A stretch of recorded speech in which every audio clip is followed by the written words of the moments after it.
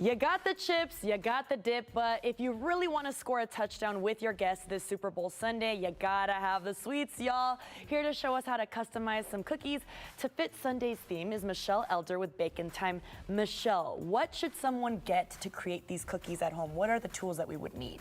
So most of the things that you're going to need, you want to get from any local craft store. You need, I like tipless bags so that you don't have to do all the washing afterward.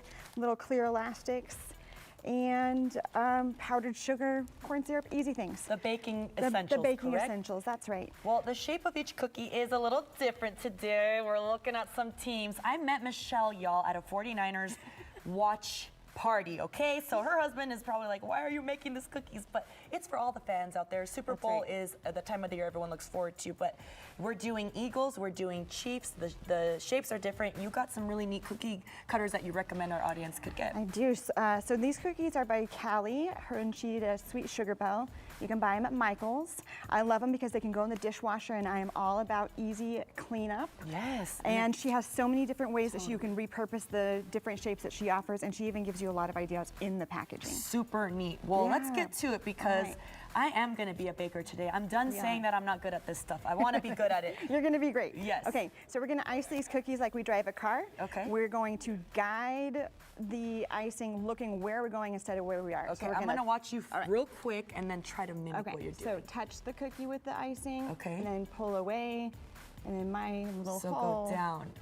And then you want to lift up and guide it like you're driving. Oh my gosh, my line's a little squiggly, but I'm trying. My hole's a little small. Go all around the outline? All around the outline, and then we're going to add a triangle at the collar. Make sure that you put a line for those sleeves.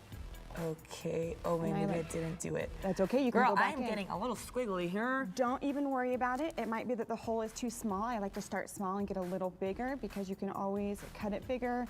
But if you want to go smaller, you have to go back and rebag it, and that's just a mess. But I love that you got this for me. It's a boo-boo tool. What is it? Yeah, I mean, it looks sharp. That. Well, you can use a toothpick if you don't have a specific stylus or boo-boo stick. But we're going to use that when we get on the numbers to help fill in those little areas or when we fill here. Look at her. Oh, look at mine. It's a little bit of a difference of who's been that experienced. Okay, the triangle. So, the triangle. So you want a basic triangle shape. As we fill in, you can push out. We're going to fill that in. It was push going it out to well. round it. I need that boo-boo stick. Let me see. Yeah, do it. There are no mistakes in crafting, especially cookie crafting, because you can eat your mistakes.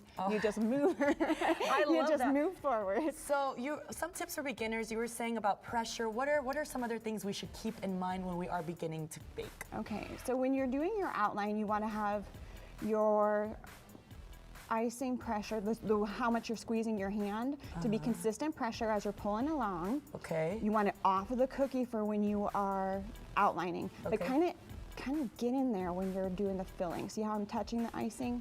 Yes. And I use it to wiggle it around. Okay, I'm seeing that. And then I don't have to go back in with my stick because does eventually this kind of melt?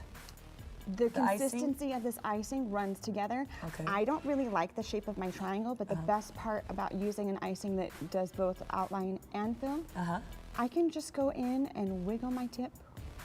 You are really good at this. I mean, you do so many different types of designs. I've been doing it a while. Does everything inspire you from what's happening in the world to your own life experiences? I know you started your business because your grandma's was Sew-In-Time, or what was it? Stitch-In-Time. Stitch-In-Time. Yeah. Correct. Yeah, I'm named after my grandma, so it kind of made sense to put a nod back to her when I named my business. That's really special, and I think it keeps you motivated, right? You have like a big purpose to keep going. Right. Okay. So we're going to move to step 2. If you're baking these at home, you're going to do a whole tray of just this step and let it set. Okay. Once it's set, you can go back in, and we're going to start filling in. Okay. I like to outline where I'm going. Okay. We're going to do the sleeve first. So you're outlining again. This is kind of tedious, Michelle. How long does it take you to make these cookies? Hours and hours. Wow. So I put on my favorite show. And then you get to baking. Well, and I just get to doing just thank you for all these steps that could really help some beginners. I don't, including myself, girl. Mine is definitely a beginner, but people can reach you through your Instagram and what else? Instagram, Facebook, and email. Okay. And yeah, that's all I have for right now. Well, great. Thank you so much for being with us this morning. Paul, I gotta know, I haven't really asked you, who are you rooting for? Is it gonna be this? This is one of the brothers? That's one of the brothers. And then this is one of the brothers. Which That's all I one know. are you gonna root for? We're going to do this by process of elimination. Definitely not the Eagles. Okay.